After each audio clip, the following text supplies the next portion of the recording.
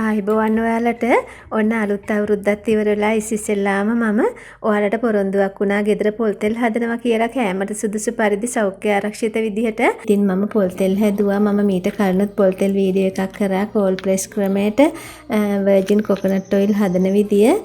ඉතින් ඔයාලට මේ වීඩියෝ එක බලන්න පුළුවන් උඩින් කාඩ් එකක් යනවා ඒක ටච් කරලා මම ලින්ක් එකත් පල්ලෙහෙන් දාන්නම්.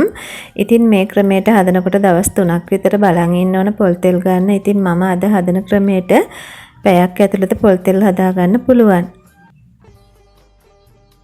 මේ තියෙන්නේ මෙතන තියෙනවා මිලිලීටර 350ක් විතර පොල් තෙල්. ඉතින් අපි බලමු මේක හදා ගන්න විදිය හරියටම මම කිසිම රහසක් නැතුව ඔයාලට කියලා දෙනවා. මම ඔයාලත් එක්කමයි හදන්නේ. මම පොල් ගෙඩි 4ක් ගත්ත සාමාන්‍යයෙන් හොඳට වේලිච්ච පොල් ගෙඩි 4ක්. ඉතින් මේ තියෙන එකේ වතුර ටික. ඉතින් වතුර විසි කරන්න එපා. සෞඛ්‍යයට ඉතාමත්ම හිතකරයි පොල් වතුර. මම FB එකේ ලිපියක් දැම්මා. ඔයාලා බලන්න මම පල්ලෙහාන් ලින්ක් එක දාන්නම්. ඉතින් පොල් ටික මම ගාගත්තා. පොල් ගා ගන්නකොට විශේෂයෙන් මතක තියාගන්න ඕන යට කුරුට්ට අහුවෙන්නේ නැති වෙන්න ගාන්න පුළුවන් තරම්.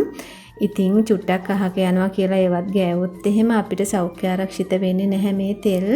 ඉතින් ගැලවිච්ච කෑලි තියෙනවා නම් මේ විදිහට පීලර් එකකින් හරි ඒ වගේම පීයකින් හරි අයින් කරගන්න. ඉතින් කුරුට්ටේ තමයි අසන්තෘප්ත මේදේ ගොඩක් තැම්පත් වෙලා තියෙන්නේ පොල් තෙල් වල. ඉතින් කෑලි ගලව ගන්න පුළුවන් නම් ওই ගලවලා ඒ විදිහට කුරුට්ට අයින් කරලා මේ විදිහට පිහියකින් කපලා ඊට පස්සේ බ්ලෙන්ඩර් එක හරි වංගෙඩි එක හරි දාලා කොටලා අපිට කිරි ටික ගන්න පුළුවන්. මම ගාගත්ත හින්දා මේ විදිහට බ්ලෙන්ඩර් කරගන්නවා. රස්නේ වතුර ටිකක් දාන්න ඕනේ බ්ලෙන්ඩර් කරනකොටත් හොඳට එතකොට තෙල් ගතියත් එක්ක කිරි එනවා. ඔයාලට පුළුවන් බ්ලෙන්ඩරයක් නැත්තම් අතින් මිරිකලා ඊට පස්සේ දෙවෙනි සැරේ කිරි ටික ගන්නකොට ගලක අඹරලා හරි මිරිස් ගලක එහෙම නැත්තම් වංගෙඩි එක කොටලා හරි කිරි ටික අරගන්න. පළවෙනි සැරේ කිරි ටිකයි දෙවෙනි සැරේ කිරි ටිකයි තමයි මම ගත්තේ. ඉතින් හොඳට මේකේ තියෙන කිරි ටික එන විදිහට තමයි අපි මිරික ගන්න ඕනේ.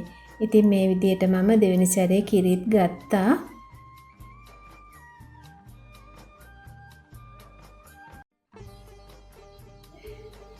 ඉතින් මට අර භාජනයේ මදි වුණ හින්දා තව එකක දාගත්තා.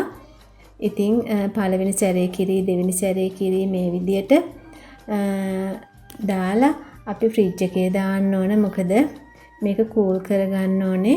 ඔයාලත් මේ විදියට ආවරණය කරගන්න මොකක් හරි පොලිතින් එකකින් හරි එහෙම නැත්නම් පිඟානකින් හරි කමන්නේ ආවරණය කරලා දාන්න ෆ්‍රිජ් එකට.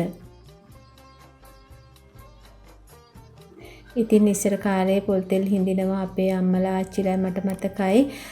ඊටාත්ම දිගු කාලයක් යනවා දවසක් විතර යනවා පොල් තෙල් ටික හිඳින්න ගොඩාක් රත් කරනවා. ගොඩ වෙලා ලිපේ තියෙනවා පොල් ටික තැම්බෙන්න තියෙනවා. ඉතින් එතකොට අපිට දැන් තියෙන කාර්යබහුලතාවයත් එක්ක ඒක ඊටාත්ම අමාරුයි. ඒ වගේ පොල් තෙල් හිඳින්න අනික ඊටත් වඩා සෞඛ්‍ය ආරක්ෂිතයි. මේ විදිහට ගොඩාක් වෙලා රත් කරන්නෙත් නැහැ. දවසක් විතර ලිපේ තියන්න ඕන. එහෙම කරනකොට ඉතින් පැයෙන් පොල් තෙල් හදාගන්න විදියක් තමයි මම අද කියන්නේ. මේ විදිහට දාන්න මම මේක දැම්මේ රෑ 6ට විතර.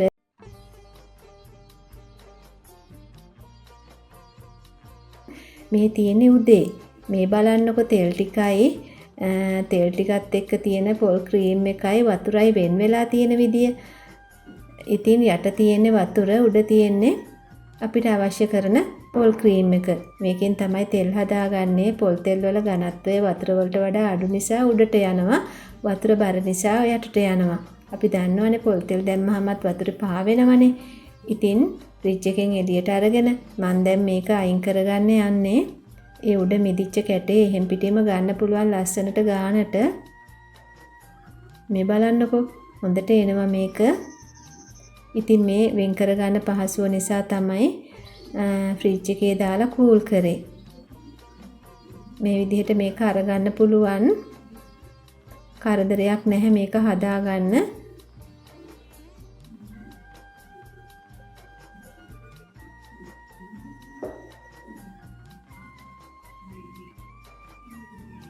මේ විදිහට අරගෙන මම අනිත් භාජනයේ තිබ්බ ටිකත් අරගත්තා. ඒ විදිහටම මේ තියෙන යට තියෙන වතුර ටික මේක අපිට වැඩක් නැහැ.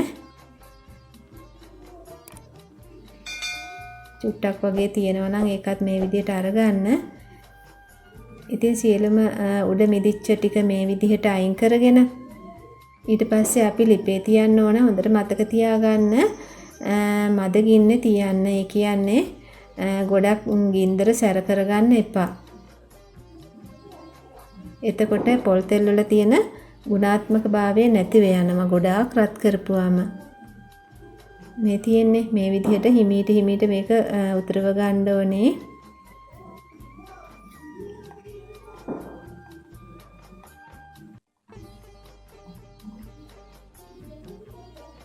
ඉතින් ඔයාලට පේනවද මේ තියෙන්නේ ගින්දර මේ සයිස් එකට තියාගන්න ගෑස් ලිපේ.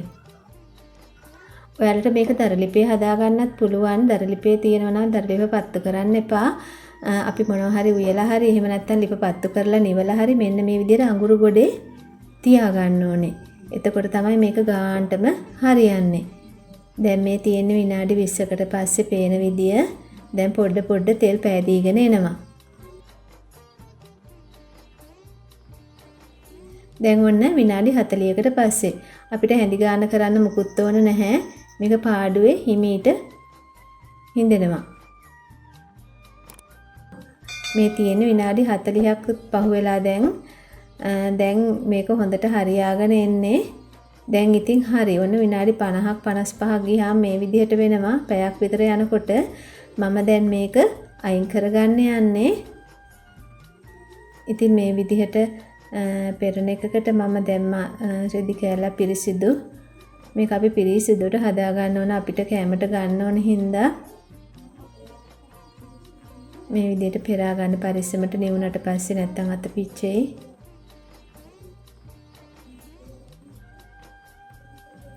මේ බලන්නකෝ මේ යටට මිදලා තියෙන ටික මේ සයිස් එකට තියාගන්න. මොකද ඕනට වඩා කර කරගන්න එපා. එතකොට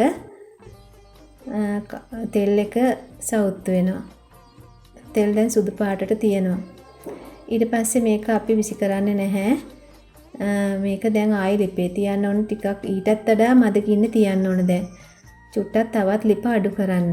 මේ ටික එකතු කරලා මේ විදියට තව මද ගින්න විනාඩි 5ක් විතර වගේ තියාගන්න.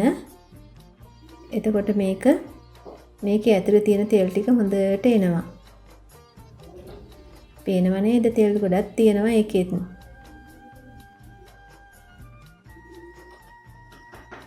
ඉතින් දැන් හරි මේකත් දැන් මම මේ ටිකත් දාගන්නවා.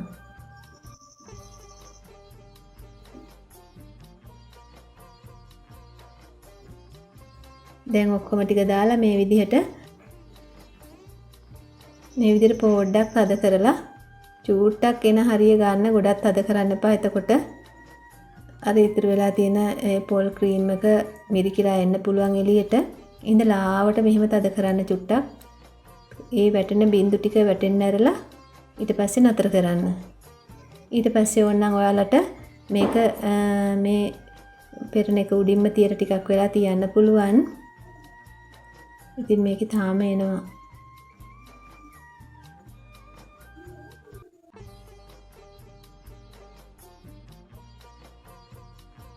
මේ විදිහට ටිකක් වෙලා තියුවාම පොල් තෙල් එක ගානට ඔක්කොම ටික එනවා. මේ බලන්නකෝ. ඊටාමත්ම පිරිසිදු බෝතලයක් අරගන්න. ඊට පස්සේ හොදලා හොඳට වේලලා පුළුවන් නම් උතුරුණු වතුරක් දාලා සෝදලා හොඳට තෙත නැති බෝතලයක් අරගෙන ඒකට මේ තෙල් ටික දාගන්න. තෙල් හරියටම මිලිලීටර් 350ක් තියෙනවා. ඔයාලට පේනවද දන්නේ නැහැ. ඉතින් පොල් ගෙඩි 4කින් මිලිලීටර් 350ක් ගත්තාම අපිට පුළුවන් මේක ගොඩාක් තෙල් කන්න නැත්තම් සතියක් විතර පාවිච්චි කරන්න. ඒ කියන්නේ ගැඹුරු තෙලේ බදිනවා නම් අමාරුයි. අඩුම දවස් 5ක් විතර පාවිච්චි කරන්න පුළුවන්. ඒ වගේම කොණ්ඩේ ගන්නත් ඉතාමත්ම ගුණයි මෙහෙම හදාගත්ත පොල් තෙල්. ඉතින් මේ බලන්නකෝ. කිසිම බයක් නැතුව අපිට විශ්වාසවන්තව අපේ අත්දැකීම්ම හදාගත්ත පොල් තෙල් ටිකක් පාවිච්චි කරන්න තියෙනවා නම් මේ කාලේ හැටියට ඉතාමත්ම හොඳයි. ඔයාලත් ගෙදර හදාගන්න උත්සාහ කරන්න. මේ වගේ තෙල් ටිකක් කඩවල් වලින් දැන් තෙල් ගන්න එක ඉතාමත්ම භයානකයි. ඉතින් ඔයාලා මගේ වීඩියෝ හොඳටම බලලා ලයික් එකක් දාලා කමෙන්ට් එකක් දාලා ෂෙයා කරන්න සබ්ස්ක්‍රයිබ් කරලා නැත්නම් සබ්ස්ක්‍රයිබ් කරන්න. ඉතින් නැවත මේ වගේ වටිනා වීඩියෝ එකකින් අපි හම්බ වෙමු. ඔයාලට නිරෝගීමත් දිවියක් මම ප්‍රාර්ථනා කරනවා.